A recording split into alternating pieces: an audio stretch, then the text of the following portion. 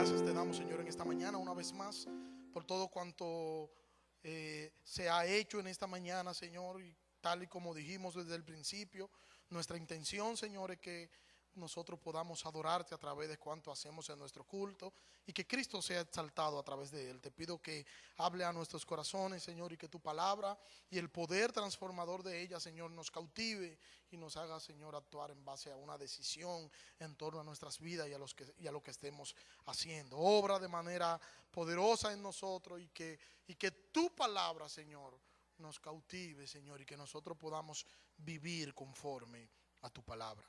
En el nombre de Jesús. Amén. Vamos a leer en el Evangelio según San Juan, capítulo 5. Vamos a leer todo el relato, inclusive de lo que vimos la semana pasada y lo que nos toca hoy, desde el versículo 1 hasta el versículo 16. Evangelio según San Juan, capítulo 1. Vamos a leer hasta el versículo 16. Y leemos. Evangelio según San Juan, capítulo 5. Después de esto se celebraba una fiesta de los judíos y Jesús subió a Jerusalén. Y hay en Jerusalén, junto a la puerta de las ovejas, un estanque que en hebreo se llama Betesda y que tiene 5 pórticos. En esto yacía una multitud de enfermos, ciegos, cojos y paralíticos que esperaban el movimiento del agua, porque un ángel del Señor descendía de vez en cuando al estanque y agitaba el agua, y el primero que descendía al estanque después del movimiento del agua quedaba curado de cualquier enfermedad que tuviera. Y estaba allí un hombre que hacía 38 años que estaba enfermo.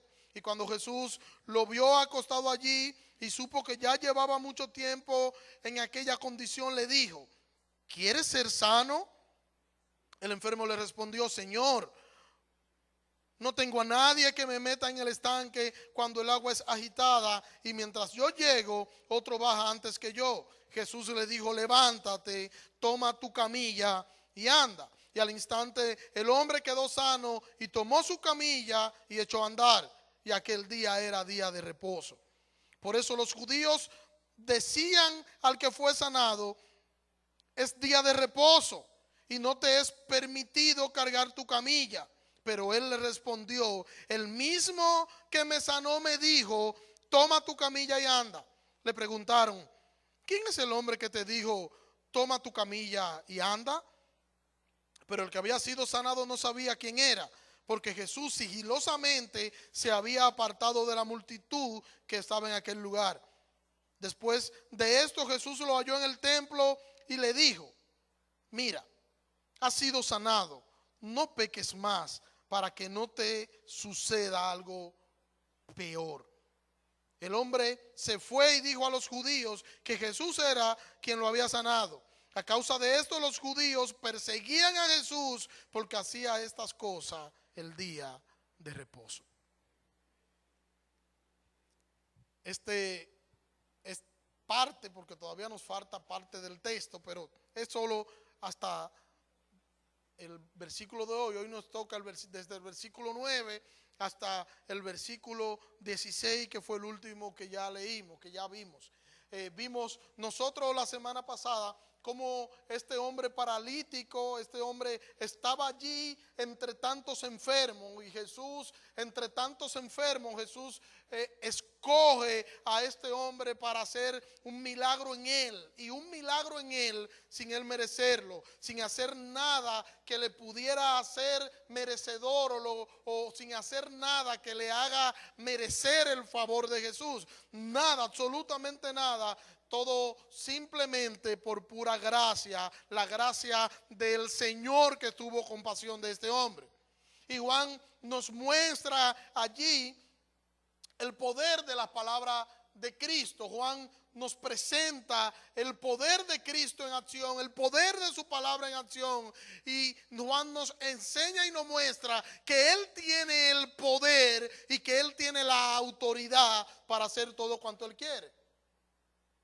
Y Jesús le da una orden a este paralítico: levántate, toma tu cama y anda. Y este paralítico se levanta, toma su cama y anda. Porque Jesús no le estaba preguntando al paralítico, ¿tú puedes pararte?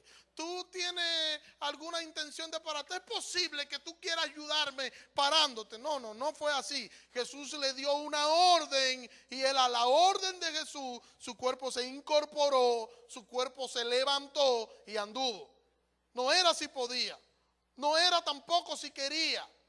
No era tampoco si le parecía bien, era que Jesús estaba dando una orden y Juan nos muestra aquí el poder de la palabra de Jesús, que Jesús hace como quiere y cuando quiere y que su palabra tiene tal poder y tal autoridad que lo que Él decide que suceda, sucede. Era una orden, Dios habló y, como ya he dicho, lo que Dios dice se cumple. Y como se cumple, se cumplió. Siempre que Dios ha hablado, su palabra se ha cumplido. Dios habló en Génesis y todo fue creado. Y ahora Juan quiere que nosotros veamos a Dios entre nosotros y que nosotros veamos el poder de Dios actuando en medio del hombre y haciendo todo cuanto Él quiere. Un poder extraordinario capaz de crear y de llamar las cosas que no son como si fuesen. Y aquí en nuestro texto nosotros vemos una guerra abierta a Jesús. En el texto que nos toca hoy, del versículo 9 al versículo 16, vemos una guerra abierta a Jesús, simplemente porque Jesús ejecutó en el día sábado sus planes y sus propósitos. La razón de la furia y la oposición de los judíos era que Jesús hacía lo que hacía en día sábado. Y tenemos que decir que Jesús se negó a observar las regulaciones legalistas sobre el día de reposo. Jesús no le prestó atención a eso. Jesús no le hizo caso a eso. Y Jesús fue al punto principal entre los líderes religiosos, el punto principal, el punto culminante que provocó esa división y esa separación entre los líderes religiosos y Jesús fue el día sábado.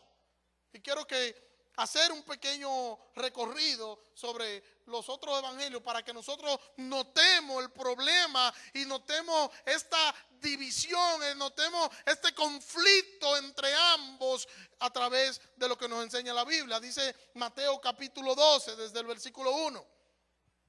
En ese tiempo Jesús pasó por los sembrados en sábado. Sus discípulos tuvieron hambre y comenzaron a arrancar espigas y a comer.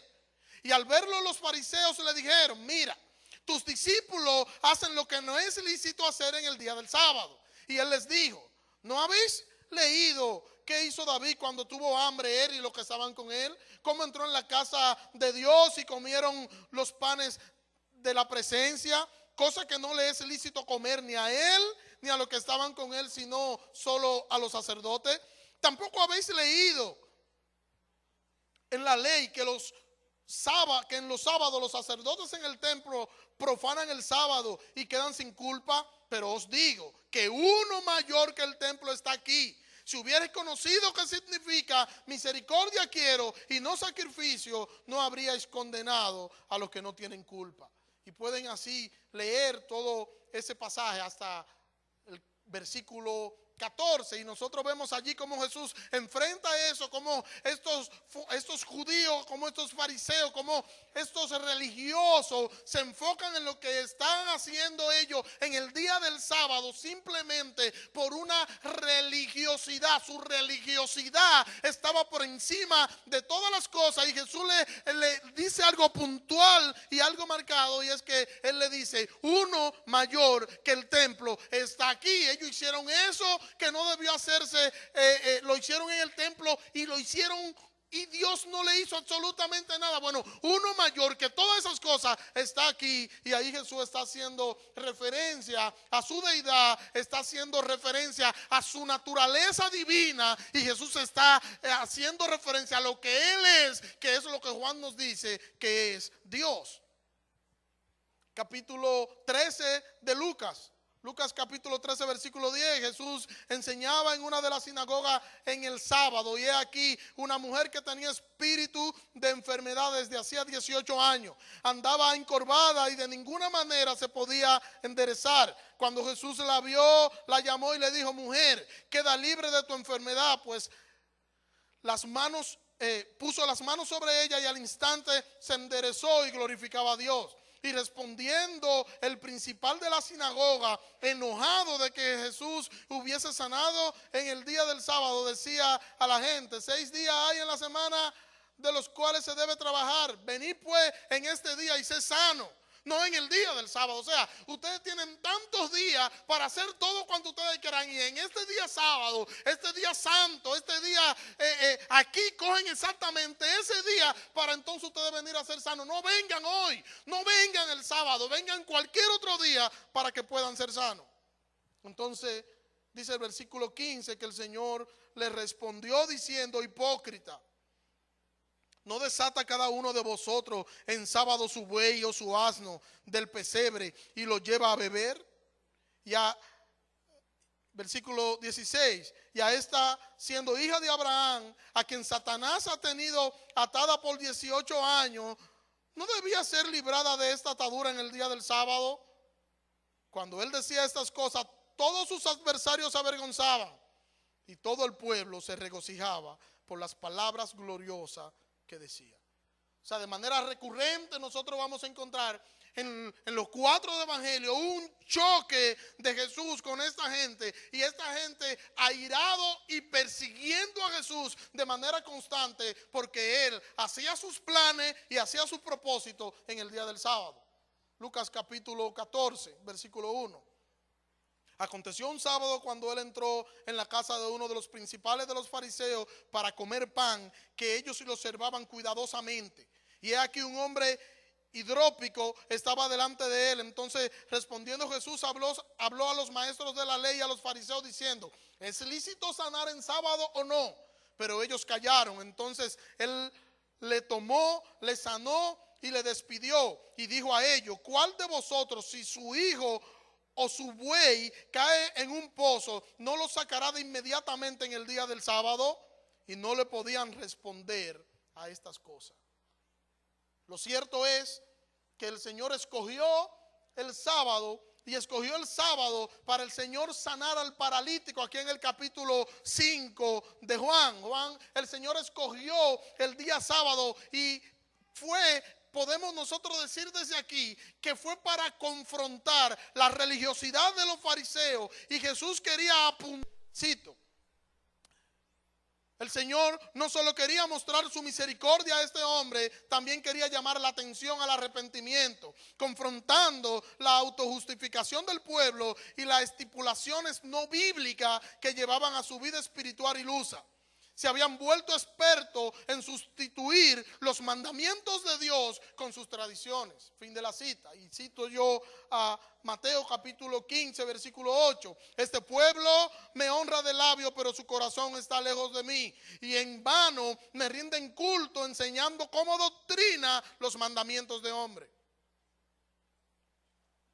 Nuestro versículo de hoy, la última parte del versículo 9 dice: y aquel día era sábado. Y versículo 10 dice: entonces los judíos le decían a aquel que había sido sanado: es sábado y no te es lícito llevar tu cama, no te es lícito llevar tu camilla. Ellos le están diciendo a este es paralítico. Y con ellos decirle esto, ellos se estaban refiriendo al texto del Antiguo Testamento. ¿Cuál texto del Antiguo Testamento? Voy a citar algunos. Éxodo capítulo 20, versículo 10. Pero el séptimo día será sábado para Jehová tu Dios. No hará en él obra alguna, ni tú, ni tu hijo, ni tu hija, ni tu siervo, ni tu sierva, ni tu animal, ni el forastero que está dentro de tus puertas.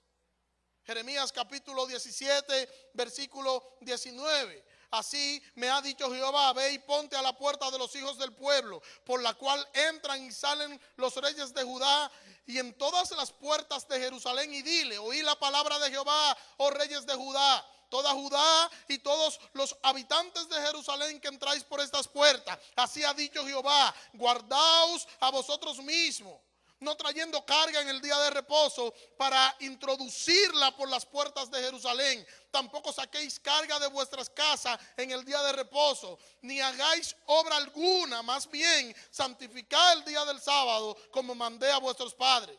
Pero ellos no escucharon, ni se inclinaron, ni inclinaron su oído, sino que endurecieron su cerviz para no escuchar ni recibir corrección. Y así pueden leerlo hasta el versículo 27. Y en Nehemías capítulo 13 versículo 15 dice: en aquellos días ni en Judá vi en Judá algunos que en sábado pisaban los lagares, acarreaban gavillas, las cargas sobre los asnos, y también vino, uvas, higos y toda clase de cargas, y los llevaban a Jerusalén en el día del sábado. Los amonesté acerca del día en que venderían las provisiones. Cuando ellos dicen esto,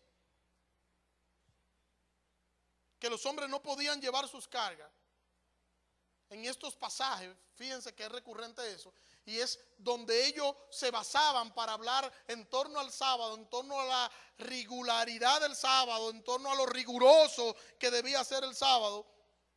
Esto nos deja un problema, porque si estos hombres religiosos están basándose para decirle a nuestro paralítico que ha sido sanado, y ellos están reclamando de que no puede llevar su lecho, por eso, basado en esos textos que acabo de citar del Antiguo Testamento, eso nos deja un problema. Y nos deja un problema porque esos textos se refieren de manera específica a la carga de transporte, de ganancia, o sea, al comercio de carga, a eso que se está refiriendo. Estaba prohibiendo, los religiosos estaban prohibiendo a este hombre que había sido sanado, ellos le estaban prohibiendo que recogiera, que cargara su lecho, como si con esto ellos estuvieran comparando esta actitud que él está haciendo de cargar su lecho después de haber sido sanado con una carga que él llevaría al mercado para beneficiarse de ella y así tomar o tener algún beneficio. Era lo que ellos estaban haciendo, una especie de paralelismo con lo que dice, lo que enseñaba la ley y con lo que este hombre estaba haciendo. A través de los años, los judíos habían convertido en miles de reglas y prohibiciones la ley de Dios. Los rabinos del tiempo de Jesús, por ejemplo, discutían de manera solemne que si un sastre podía quebrantar el sábado o no si llevaba una aguja puesta en la solapa. Oiga, qué minucioso. Si un sastre llevaba en la solapa una aguja, que si él quebrantaba o no, él quebrantaba el sábado, porque esto era una herramienta de trabajo. Y ellos discutían si le era lícito o no. Pero también ellos discutían que si era lícito que una persona pudiera tener una prótesis o no. Imagínense una persona que tenga una caja de dientes. Si le era lícito llevarla o no llevarla el sábado, y ellos decían que eso había que prestarle atención simplemente porque eso no estaba en su cuerpo, y como eso no estaba en su cuerpo, eso no le pertenece a su cuerpo está cargando eso, y como su cuerpo está cargando eso, automáticamente eso se convierte en un trabajo. Estaban haciendo de la ley de Dios una especie de caricatura, y estaban viendo la ley de Dios, estaban viendo lo superficial de la ley de Dios y no se estaban yendo al corazón de lo que es la ley de Dios. Estaban profanando o estaban distorsionando la ley de Dios, porque la ley de Dios no decía eso en cuanto al sábado. Lo importante no era honrar y santificar al sábado. Por eso Jesús dijo en numerosas ocasiones: yo soy el Señor del sábado, porque lo importante no es el sábado, es el Dios que le dio el sábado para ellos santificarlo. Versículo 11 de nuestro texto: pero él le respondió, ellos le dicen: ¿no te es lícito en el día del sábado tú llevar tu camilla, tú llevar tu cama? ¿No te es lícito? basándose en todo lo que ya acabo de decir. Y en el versículo 11, pero él le respondió, el que me sanó, él mismo me dijo, toma tu cama y anda. Es como si él estuviera diciendo, el problema aquí es que yo tenía 38 años enfermo y ahora una persona me sana de manera sobrenatural, y esa persona que me sanó tiene el derecho de decirme lo que yo debo hacer porque fue él quien me curó. Algo así es lo que este hombre está diciendo, y lo está diciendo de una forma muy adecuada y muy oportuna. El versículo 12 dice que entonces le preguntaron, ¿quién es el que te dijo, toma tu cama y anda? Oigan lo que ellos están preguntando. ¿Quién fue que te dijo, toma tu cama y anda? Y si usted se puede fijar, la pregunta no es, ¿quién te curó o quién te sanó? Esa no es la pregunta. Porque ellos no estaban interesados en eso. Ellos estaban poniendo únicamente su atención en la cama que este hombre estaba cargando, no en el milagro glorioso que había acabado de acontecer. El hombre le dice, el que me sanó, él mismo me dijo, toma tu cama y anda. ¿Y cómo ellos reaccionan?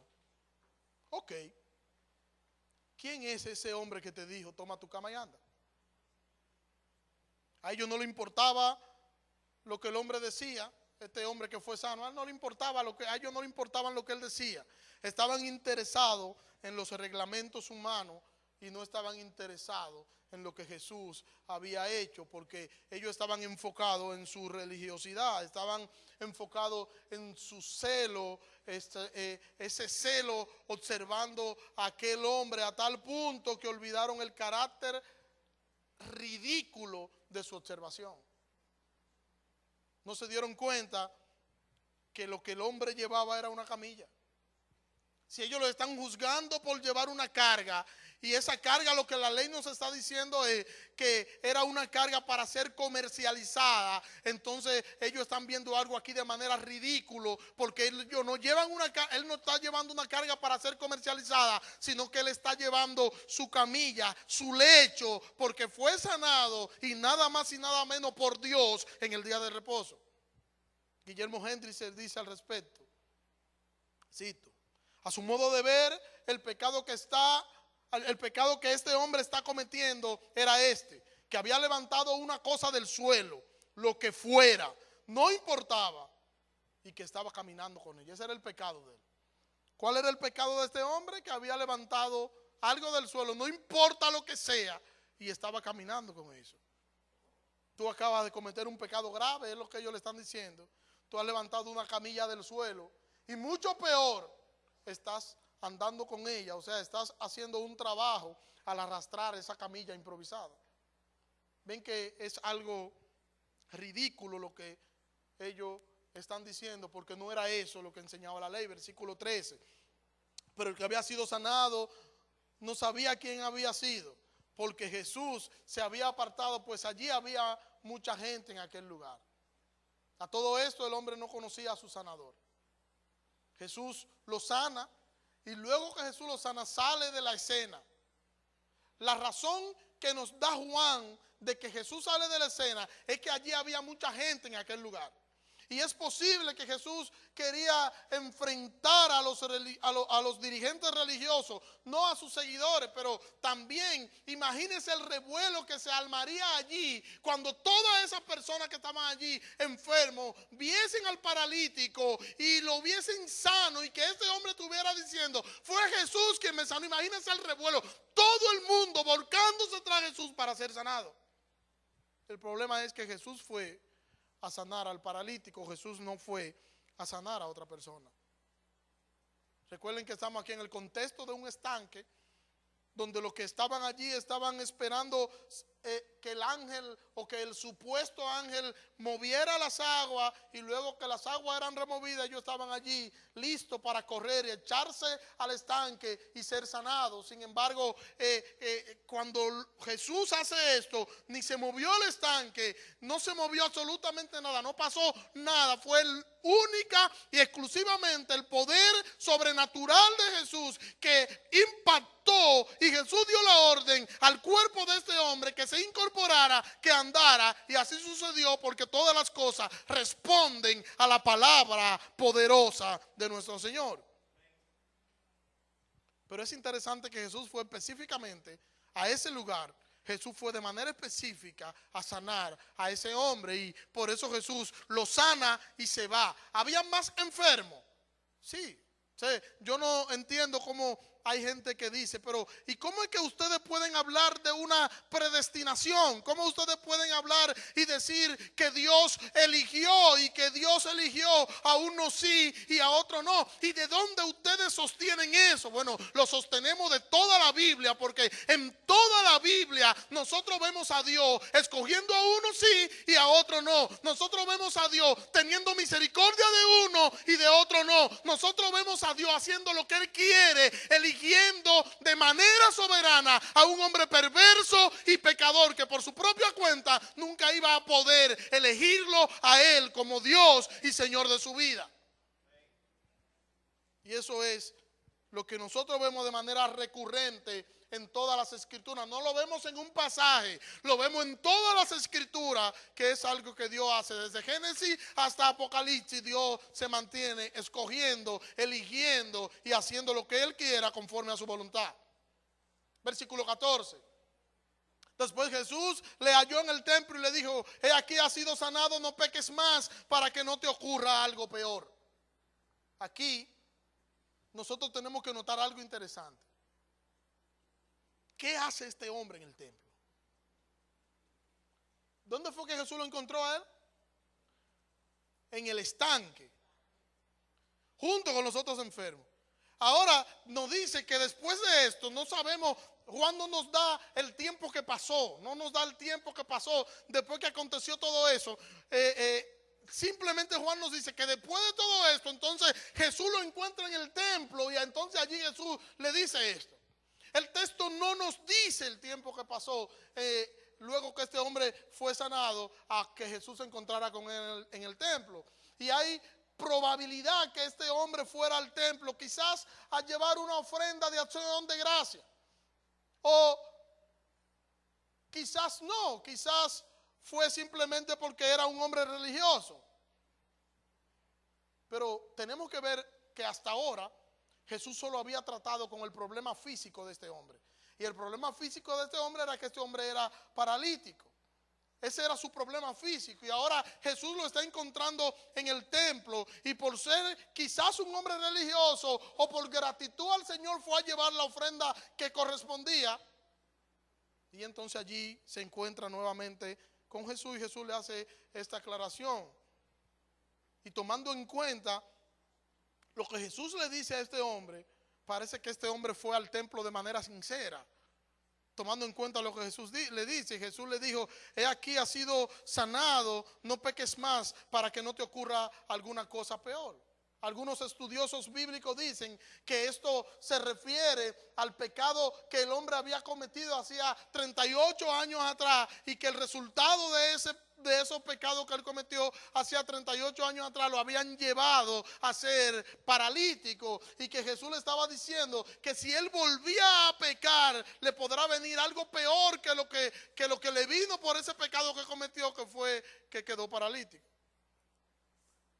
Pero eso no es lo que está diciendo el texto. Recordemos que hasta este momento este hombre solo había sido sanado físicamente y le faltaba algo a este hombre le faltaba ser sanado espiritualmente. Este hombre, más que ser sanado físicamente, su necesidad primordial, su necesidad prioritaria, su necesidad central no era la enfermedad física que lo afectaba, que afectaba a su cuerpo. Su necesidad prioritaria era la enfermedad que afecta a toda la raza humana, y esta se llama el pecado. La mejor traducción, entonces, tomando en cuenta todo lo que ya he dicho, es que el verbo que aparece allí está en presente. Y como está en presente, la mejor traducción entonces sería: no continúe pecando. Esa sería la mejor traducción. Y esto no refiriéndose a su vida pasada únicamente, sino más bien refiriéndose a su presente o refiriéndose a toda su vida. Y esto es una advertencia: no continúe en esa condición de pecado o no continúe en esa condición pecaminosa, porque si tú sigues así, te vendrá algo peor que la enfermedad que te tenía postrado. Y yo le pregunto a ustedes, hermanos, ¿y existe algo peor que estar paralítico? ¿Existe algo peor que esta enfermedad que lo tenía postrado, que lo tenía marginado, que lo tenía excluido de la sociedad, sin esperanza y lleno de frustraciones? ¿Existe algo peor que eso? Sí, existe algo peor que eso: el castigo eterno. El castigo eterno, que es a lo que nosotros podemos entender que Jesús se está refiriendo, tomando en cuenta no solamente esto, sino el estilo y la forma en la que Juan nos hace mención de esto y cómo Juan nos habla en otro pasaje, como en el capítulo 9. Jesús le está diciendo: si tú no arreglas tu vida espiritual, si tú continúas viviendo tu vida pecaminosa de la forma en la que tú estás viviendo, te va a sobrevenir algo peor que esa enfermedad que tú tenías 38 años, y ese es el castigo eterno. Nada es más terrible que eso. Romanos capítulo 6 versículo 23 nos dice allí, Romanos, que la paga del pecado es muerte. Algo peor le iba a suceder a este hombre si no arreglaba su vida con el Señor, porque la paga del pecado es muerte. Y este hombre, al igual que el hombre de hoy, es un pecador. Y toda la raza humana está encerrada en esto. Todos son pecadores. Todos pecamos en Adán. Y todos por naturaleza somos pecadores. O sea, todos nacemos condenados a vivir una vida miserable en la eternidad. A menos que arreglemos nuestras vidas con el Señor, a menos que rindamos al Señor nuestras vidas. Mire el versículo completo, 23 de Romano, del Romano, dice 6:23. Porque la paga del pecado es muerte, pero el regalo de Dios es vida eterna en Cristo Jesús, Señor nuestro. El regalo de Dios es un deleite eterno en Cristo. La paga del pecado es la muerte, pero Dios le da al hombre un regalo, una gracia, porque el hombre no podía ni comprarlo, ni adquirirlo, ni desearlo, porque el hombre estaba muerto en sus delitos y pecados. Entonces tiene Dios que volverlo a la vida. Y entonces Dios le da el regalo, que es un deleite eterno en Cristo, es vivir por siempre bajo el señorío del ser más extraordinario, del ser más hermoso, del ser más perfecto, del ser más santo, del ser más sublime, del ser más poderoso. Vivir bajo el señorío de Cristo. Y eso indica que tú debes entregar tu vida a ese Cristo. Y ese no peques más, para que no te ocurra algo peor. Es una advertencia al hombre sanado, y es una advertencia a ti, mi amigo, que me escucha. No sigas pecando. No sigas viviendo tu vida de espalda a Dios, porque lo que le espera al que hace esto es algo terrible. Ellos tendrán que enfrentar la ira de Dios. Y créame que no existe nada más tenebroso que enfrentarse a Dios. No existe nada más tenebroso que enfrentarse a la ira de un Dios todopoderoso. No existe nada más tenebroso que eso. Considere eso. Todo lo que usted pueda vivir, esas cosas que usted entienda que son difíciles, o las cosas que usted entiende que le sucedieron, que fueron cosas difíciles, o las calamidades que usted ha pasado, nada de eso se compara con lo que es la condenación eterna. No sigas pecando, acércate a Jesucristo. Y es la idea del texto que tenemos aquí en cuestión. Dice el versículo 15, el hombre se fue y declaró a los judíos que Jesús era quien le había sanado. Jesús se le aparece en el templo y Jesús entonces le dice a este hombre, y este hombre cuando se da cuenta entonces que es Jesús quien lo sana, este hombre nos dice el versículo 15, nos dice que este hombre va y declara a los judíos entonces que Jesús fue el que lo sanó. Y nuevamente nosotros volvemos a ver la diferencia. Este hombre dice a ellos, el que me sanó fue Jesús. Pero la pregunta de ellos fue, ¿quién te mandó? ¿Quién te ordenó? ¿Quién te dijo, toma tu camilla y anda? Porque ellos estaban interesados en la violación del sábado, en lo que ellos entendían que era una violación del sábado, no en lo glorioso y el milagro que Jesús había hecho.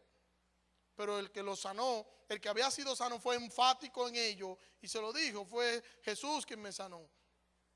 Este hombre fue testigo de la hostilidad con la que estos hombres, estos judíos habían tratado a Jesús. Este hombre sanado fue testigo de eso, y cuando él va e identifica a Jesús ante ellos como su sanador, esto más que ayudar a bajar la tensión, esto lo que hace es que aumenta la hostilidad de estos hombres hacia Jesús. Y su enojo es tal que estos religiosos se enfurecen, y no solo se enfurecen, sino que tienen en su corazón la intención de matar a Jesús. Versículo 16. Por esta causa los judíos perseguían a Jesús porque hacía estas cosas en el sábado. Ellos perseguían a Jesús por las cosas que Jesús hacía el día sábado. Este enojo, esta ira contra Jesús fue creciendo a medida que fue creciendo el ministerio de Jesús. En esa misma medida que fue creciendo el ministerio de Jesús, en esa misma medida fue creciendo el odio y el rechazo de estos líderes religiosos a Jesús. Rechazaban de plano todo cuanto Jesús hacía, porque para ellos era mejor quedar acomodado en su religiosidad muerta. Y yo pregunto, ¿por qué tanto odio? ¿Por qué tanto rencor? ¿Qué hizo Jesús que llevó a estos hombres a que se molestaran de esta manera? ¿Qué hizo Jesús que llevó a estos hombres a que se molestaran de esta manera y se levantaran contra él de esta manera? La última, dice el texto, por esta causa los judíos perseguían a Jesús porque hacía estas cosas en el día del sábado. Para ellos Jesús no solo era culpable de violar el sábado, para ellos Jesús era culpable también de incitar a que otros violaran el sábado. Y dice el pastor John MacArthur al respecto, cito, Jesús, además de confrontar el legalismo judío en su mismo eje por no haber guardado el sábado, también los retó con su identidad verdadera como hijo de Dios, en quien habita corporalmente toda la plenitud de la verdad, según Colosenses capítulo 2. También, tan imposible como resulta imaginarlo, la oposición de los judíos contra su Mesías se endureció e intensificaría hasta satisfacer sus corazones malvados con la crucifixión del Señor de gloria. Esto lo llenó de un odio tal, esto lo llenó a ellos de un resentimiento tal, que ellos persiguieron al Señor hasta el punto de ellos sentirse satisfechos al ver a Jesús en la cruz. Y quiero que hagamos algunas aplicaciones para que cerremos. Primero, esto nos dice que la persona que no ha conocido de Jesús, de todo este relato que hemos visto en esta mañana, la persona que no ha conocido a Jesús, la persona que aún no tiene a Cristo como Señor y Salvador de su vida, tiene que pensar en lo que Jesús le dice a este hombre. Jesús lo sana y luego se lo encuentra con él en el templo y le dice, fuiste sanado, no continúe pecando para que no te sobrevenga algo peor. Y ya vimos en torno a eso a lo que se está refiriendo, y hablamos sobre el castigo eterno y lo que le espera a aquella persona que no tiene a Cristo en su corazón.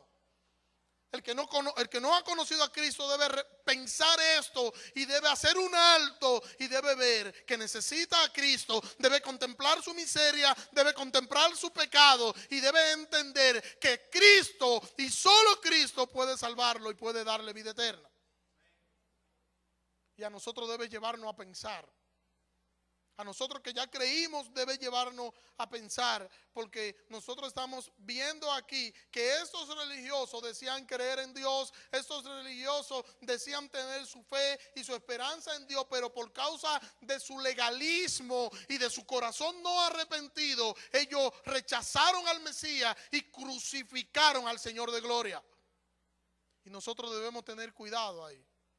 Cuidado de cómo nosotros nos comportamos, cuidado de las cosas que nosotros hacemos, cuidado de cómo nosotros tratamos a los demás hermanos, cuidado de cómo nosotros tratamos a nuestros consiervos, para que nosotros no nos convirtamos en legalistas igual que estos hombres. Nosotros debemos entender que la regla de fe y de conducta que nosotros tenemos es la palabra de Dios, y lo que debe regir toda nuestra práctica debe ser la palabra de Dios. La palabra de Dios es la que debe regir todas nuestras prácticas, y nosotros debemos ver las cosas que nosotros hacemos como iglesia y las cosas que nosotros hacemos de manera individual. Tenemos que verlo desde la óptica de la palabra de Dios, y debe estar regido por la palabra de Dios y debe estar aprobado por la palabra de Dios. Y si la palabra de Dios no lo aprueba, entonces yo no debo hacerlo. Y si la palabra de Dios lo aprueba, entonces yo debo hacerlo. Todo para la gloria de Dios, todo para glorificar su nombre, todo para engrandecer su nombre, pero todo debe estar en su palabra, y debemos centrarnos en su palabra,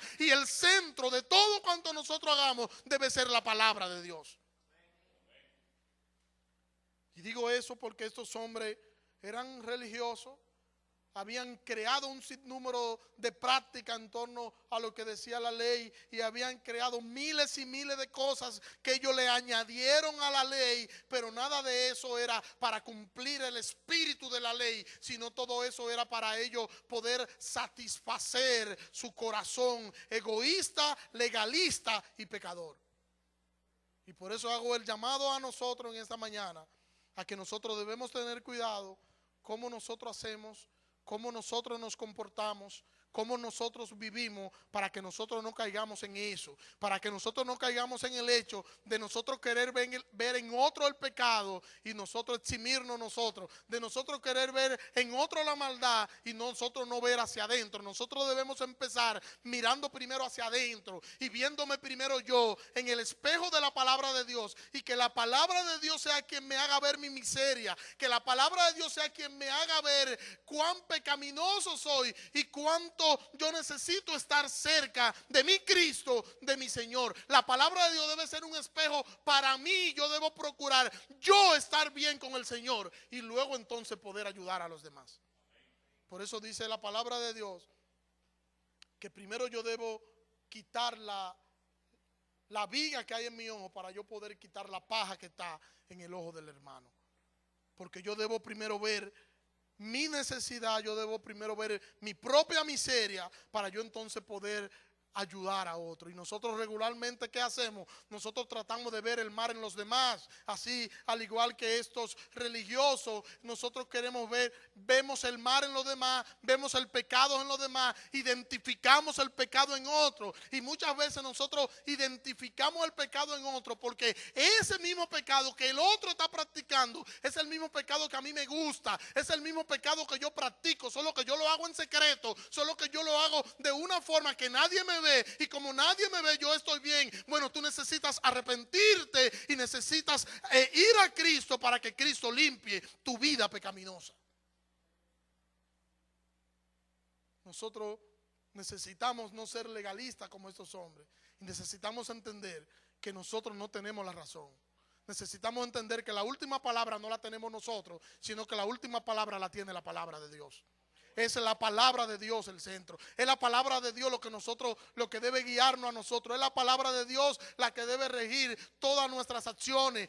Todo cuanto nosotros hacemos debe estar regido por la palabra de Dios, no por lo que yo crea ni por lo que yo entienda. No es lo que yo crea o lo que yo entienda lo que me va a hacer más o lo que me va a hacer menos. El Señor no me ha llamado a mí a hacer lo que yo crea o lo que yo entienda o lo que mi corazón se incline. No, nosotros estamos llamados a obedecer la palabra de Dios. Y eso va a romper con el legalismo, y eso va a romper con mi forma pecaminosa de comportarme. Que el Señor nos ayude a que nosotros podamos estar siempre observando nuestros corazones, observando nuestras vidas, observando nuestras actitudes, y que podamos rendirnos todos nosotros por completo a Cristo. Oremos. Señor, gracias. Gracias te damos, Señor, en esta mañana. Gracias por lo que pudimos ver de tu palabra, Señor.